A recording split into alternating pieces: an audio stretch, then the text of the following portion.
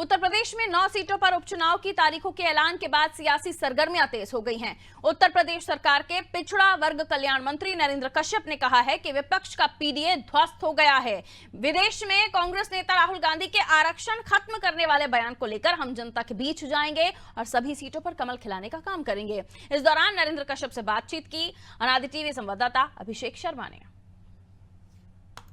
उत्तर प्रदेश में उपचुनाव की तारीखों का ऐलान हो गया है। 13 नवंबर को 9 सीटों पर मतदान होना है। मिल्कीपुर की सीट पर हाईकोर्ट में मामला पेंडिंग होने की वजह से अभी स्थिति साफ नहीं है। हालांकि ये कहा जा रहा है कि बाबा गोरखनाथ पूर्व विधायक जिन्होंने रिट फाइल की है और रिट वापस लेंगे, तो माना यह जा रहा है कि उपचुनाव 9 सीटों के साथ ही 10वीं सीट पर भी उपचुनाव हो सकता है। ये चुनाव आयोग विचार करेगा याचिका वापस लेने के बाद। इन सब मुद्दों को लेकर बातचीत करने के लिए उत्तर प्रदेश सरकार के पिछड़ा वर्ग कल्याण मंत्री और भाजपा ओबीसी मोर्चा के प्रदेश अध्यक्ष नरेंद्र कश्यप जी हमारे साथ हैं। 9 सीटों पर अभी फिलहाल तारीखों का ऐलान हो गया है। पिछड़े और दलित वर्ग का जो मत है वो बेहद महत्वपूर्ण है, जीत हार का डिसाइडिंग मत माना जा रहा है। क्या तैयारी है, कैसे आप लोग फतेह करेंगे? करहल है, कटेहरी है, कुंदुरकी है, ये बहुत कठिन सीटें मानी जा रही हैं। उत्तर प्रदेश की सभी 9 सीटें जिन पर उपचुनाव 13 नवंबर को होगा, भारतीय जनता पार्टी सभी सीटों को जीतने का लक्ष्य लेकर जीतने की तैयारी पहले से कर चुकी है।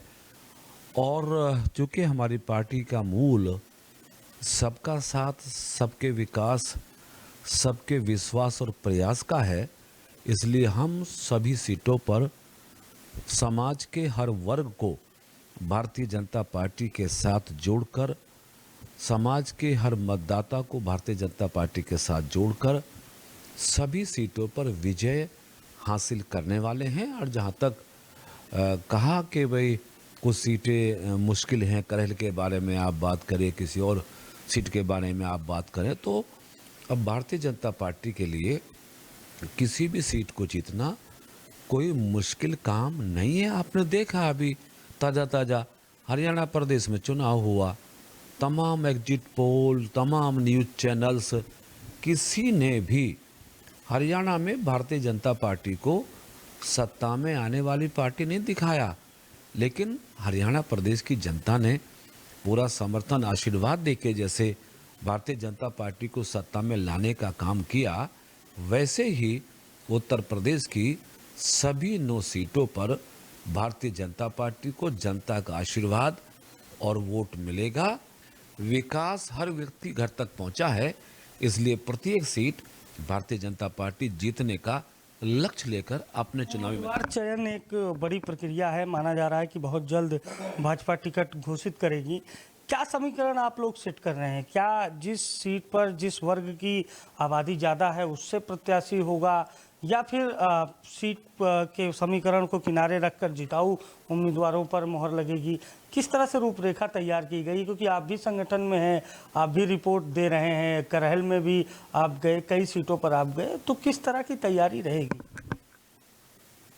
भारतीय जनता पार्टी के प्रत्याशियों के चयन की प्रक्रिया संगठनात्मक दृष्टि से आगे बढ़ती है।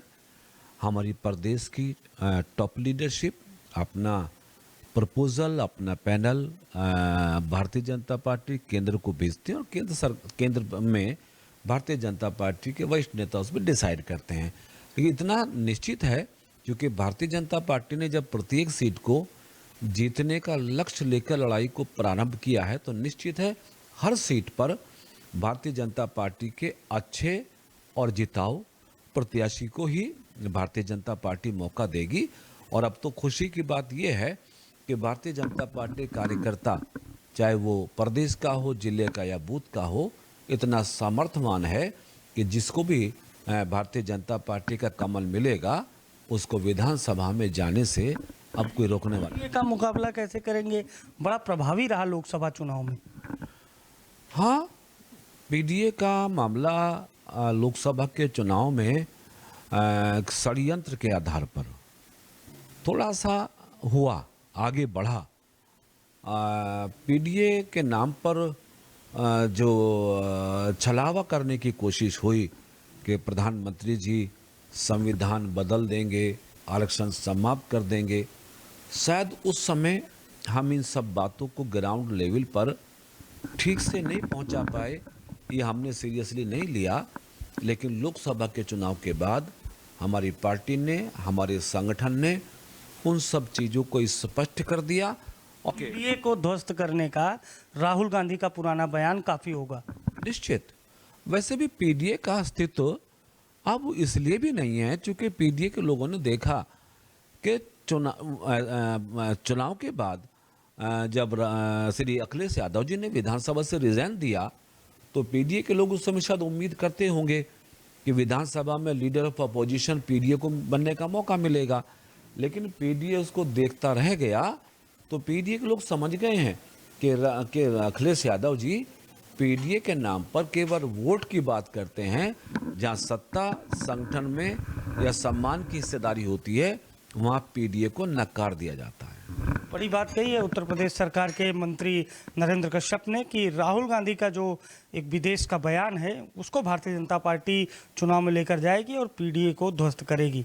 सहयोगी शिवांशु के साथ अभिषेक शर्मा, अनादि टीवी, लखनऊ।